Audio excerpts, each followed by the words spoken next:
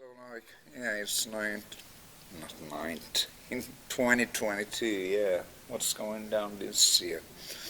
When the Ukraine war started, thank God the hysteria about the COVID virus stopped because I was thoroughly fed up with it.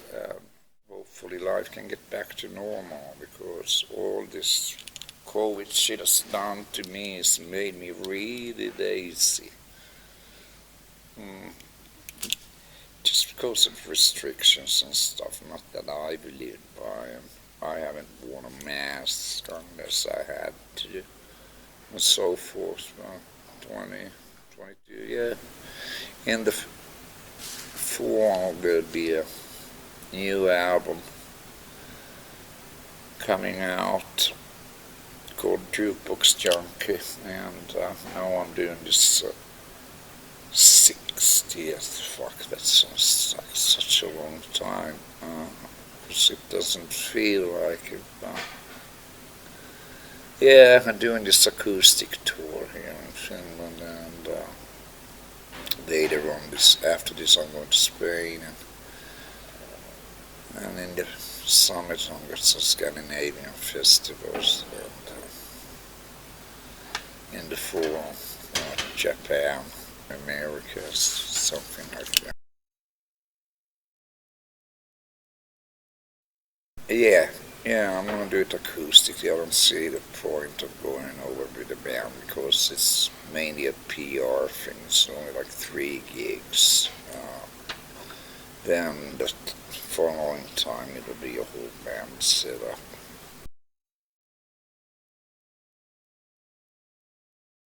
Oh, it's going the same as ever. I paint when I want to paint. People seem to like them. I always run out, so I have to paint more. Yeah, in a way, yeah, it's not like I've been sitting on my ass, but I feel lazy because I'm used to traveling, but traveling's been quite restricted, because of the COVID.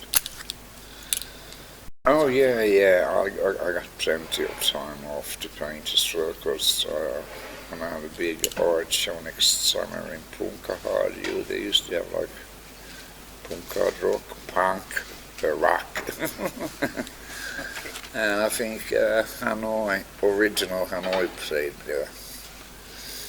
And it was summer. And I've heard it's like the biggest art exhibition happening in this nation yearly, which I have no idea of. Because it's in the fucking boondocks. It's in the backwoods somewhere. I don't really know where it is on the map. I would have expected something like that being in Helsinki, but no.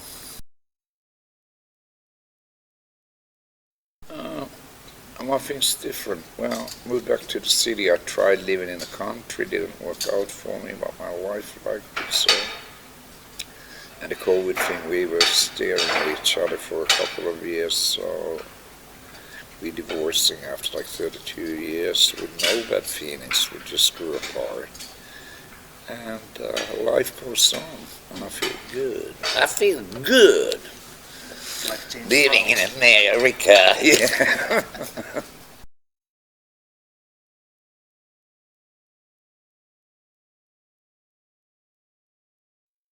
Any kind of relationship. I went there when they put up a statue. It's really nothing. It's like God's country. It's forest, mountains. Looks a bit like Colorado or something like that. No relationship to them. No. I'm now 10 years old. 72. I'm in Stockholm. I was at school. I was practicing the guitar and drawing a lot. Then we go on to 82. Yep. I was non-stop on the road with Hanoi Rocks all over the fucking world.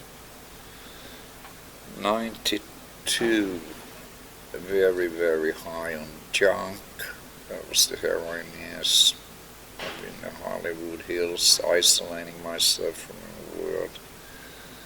2002, Hanoi 2, we toured endlessly for 10 years. Toured, went to the studio, back on the road, toured, and basically burnt ourselves out. 2012, I don't remember what the hell I...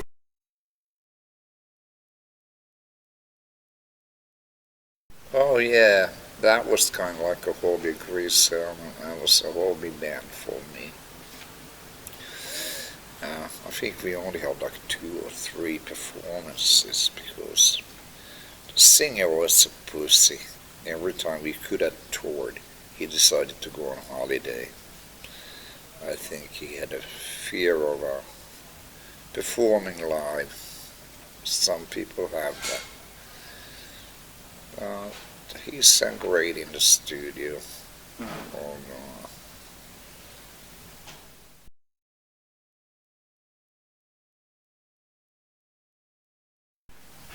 No, I didn't take it that seriously. It was just something to do. And then I decided because I basically tried to retire when I was 50, but I got fed up. It got boring after a couple of years, and that's how I ended up doing Grease Helmet, kind of like on the side thing. Yeah. And then I got into playing more again, and now I'm playing. I'm doing now, 22. I'm gonna be 60 in October, and I don't feel any different than I did when I was 30 or 25, 45. Same shit, different day, different year. Around, I mean, cannabis came before alcohol. I tried that before I was a teenager, the first time, hashish. And alcohol came into my scene like around 14, 15, when I'd already become a professional. Fuck, what a baby age. I look at kids who are 13, 14 nowadays, and I'm like, what the fuck? I had already left home. I was touring here and there, playing gigs everywhere. Yeah, it makes me realize I started bloody early. Well, it was all happening so fast. Yeah, it's mind-boggling how much material we were recording. It was work every day. And my work morale has always been really strong. But I think of that short period of Hanoi Rocks, the original, how much we did in such a short time is quite amazing. It's like what bands did in the fucking 50s. I wouldn't know about I wouldn't know about if it was normal or not, but I suppose it was just going through the grind. You live it, you learn the business, and you do it. Oh, was it? Yeah, when I fired Jip. Yep. Oh, well, it happened. I mean, it was more Jip's own head. We get on terms really well. He's a really good friend of mine, but he was going through a lot of personal problems, and especially, I mean, we had just recorded Oriental Beat, which is going to be re-released, I think, through Universal, was it? Yeah, I believe so. Next, is it November, October, something like that. Yeah. Me and Michael mixed it over, and now it sounds like it should. And we really took note of the drums, because they kept saying, the Brits kept saying that the drums, when played good enough, fucking hell, we listened to it. With Michael in it. Jip plays like a motherfucker. But if everybody's saying that around you, who's like older, and they worked with this, they worked with that, you sort of start listening to him. And I think we got deluded as well in our heads by all the talk and started believing that he couldn't pull it off, and he started questioning himself, which is a sad spot to be, but this new mix proves it quite the other way, because he plays like a motherfucker, and I can't understand what was going on in our heads at the time.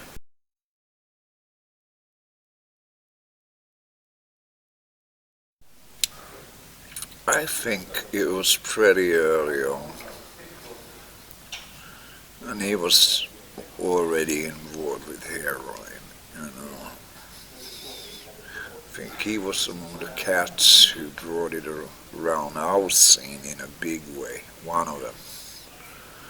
Of course he died of it in the end. Yeah, and he was dealing the shit. That's sad. He was a talented guy, but now thinking back, he was extremely, from a good family and all, but extremely, I say just insecure in himself, his personality, so forth.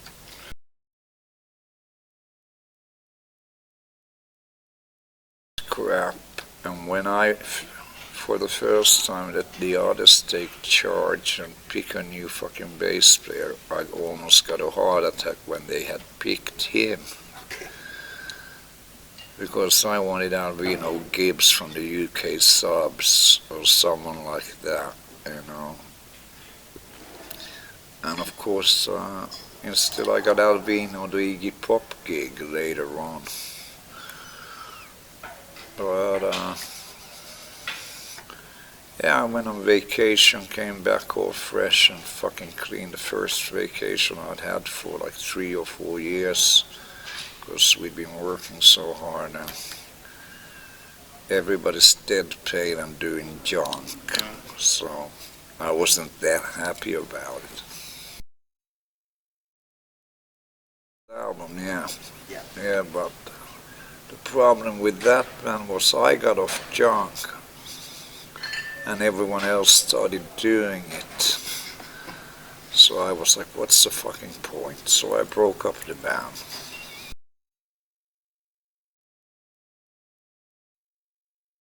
Oh yeah, we did 70 some plus 72 to 74 gigs with Kiss. Yeah, they're good guys. I mean, I saw them live for the first time in Stockholm in '76.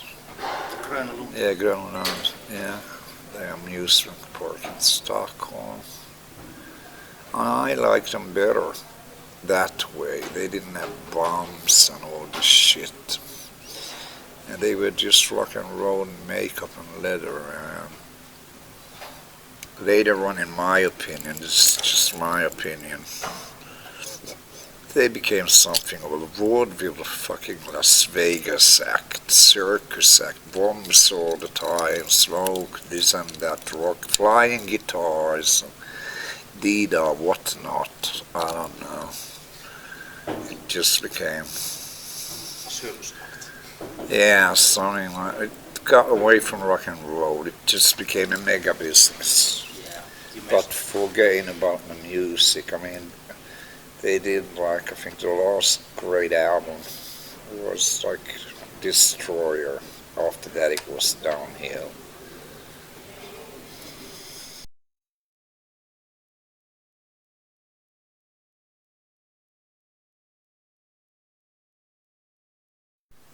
Well, I just used the band name since I owned it, but the last record was scored by a band called Shooting Gallery. What the fuck do? You go with it the business way, which I did. Right. And it was full of, some of the guys were great, some were so fucking wrong. Some of the guys I hadn't met, especially one guy. I was shocked about how bad he was. Apparently I kicked his legs to fucking welts and bruises during the gigs because he fucked up so much. Well, what do? Don't fuck up. Yeah.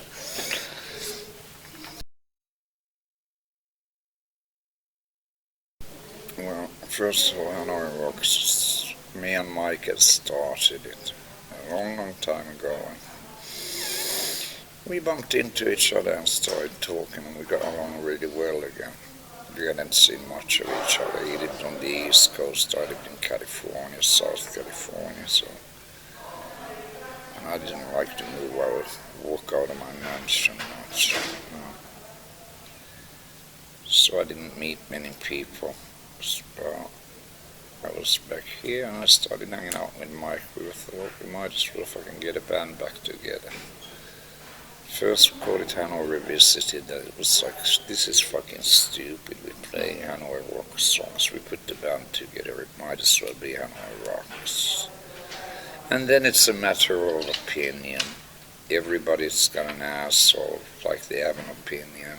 Which one was better, Hanoi 1, Hanoi 2?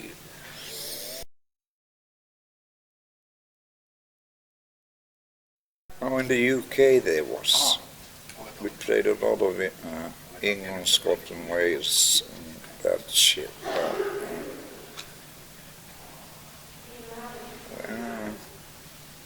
We did European tours with that, but by the time we were supposed to go to America, we were starting to get burnt out. It was plainly and simply a matter of that, because it was almost 10 years of non-stop touring. We didn't really have any breaks at all. I don't know who the hell planned it up that way, but it sure was not me. Being exhausted, 2 gigs a night, and not like 45-minute gigs. They were like all way over 2 hours of fucking rock and roll, so that would make like 4 to 5 hours a day being on stage, and after 7 days, well, you're in bloody good shape, but it's exhausting.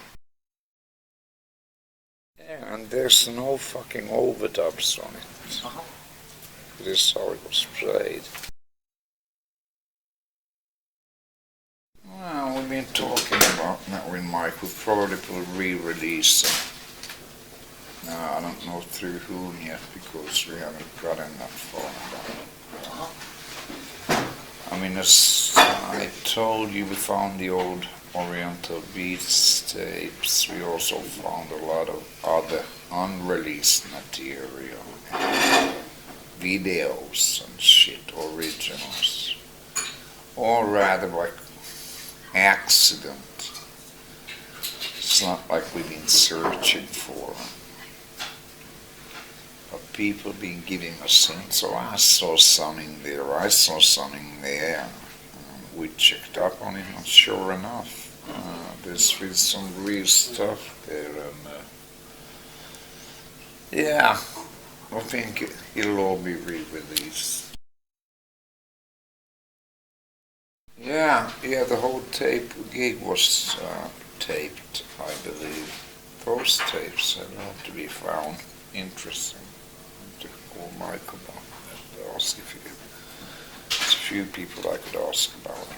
I'm sure they could be found. That's right. It's something. We were too busy. It's not something we would have needed a bigger office with more people, to do all that kind of fucking kiss shit. Without skateboards, yeah. Yeah, we used some of our own blood in the ink. Bullshit, Yeah. I still have a Hanoi Rocks skateboard somewhere in a warehouse, Okay. Interesting idea. That's still fucking fun.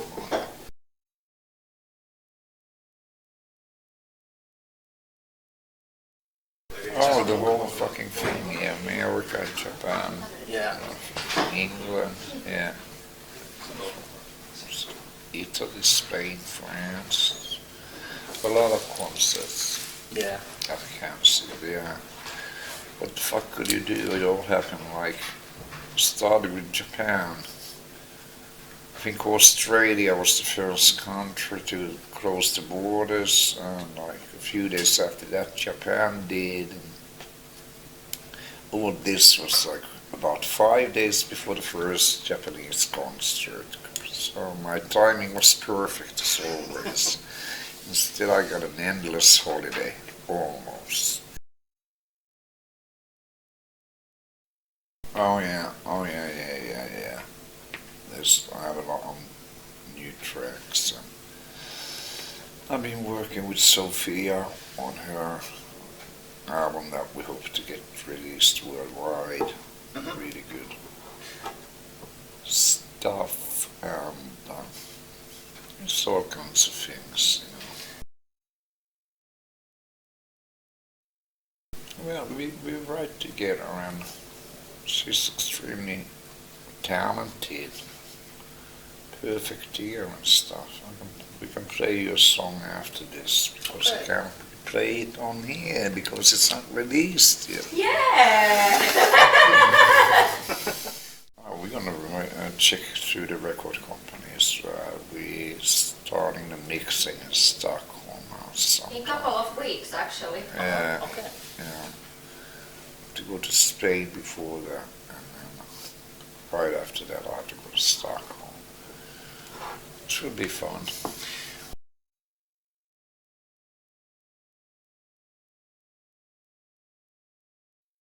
Oh yeah. That was just like a nostalgia thing, and it was fun. It's always fun to play with those guys. I mean, they're all still alive. We might still do one more tour, but that'll be the last time we'll do it. With Belmillion. Yeah, we might. There's been a bit of talk. Of course, there's gonna be I believe, a movie made about the band and shit.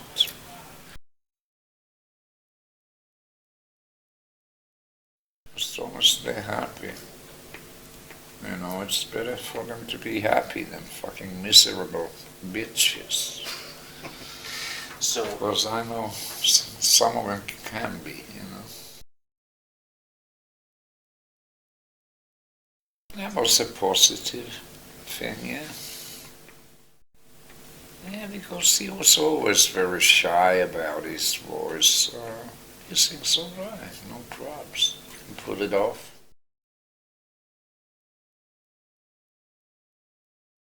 Now that I'm looking forward to. Snarst has always been extremely talented, but underrated, in my opinion. So I hope she proves everyone yeah. otherwise,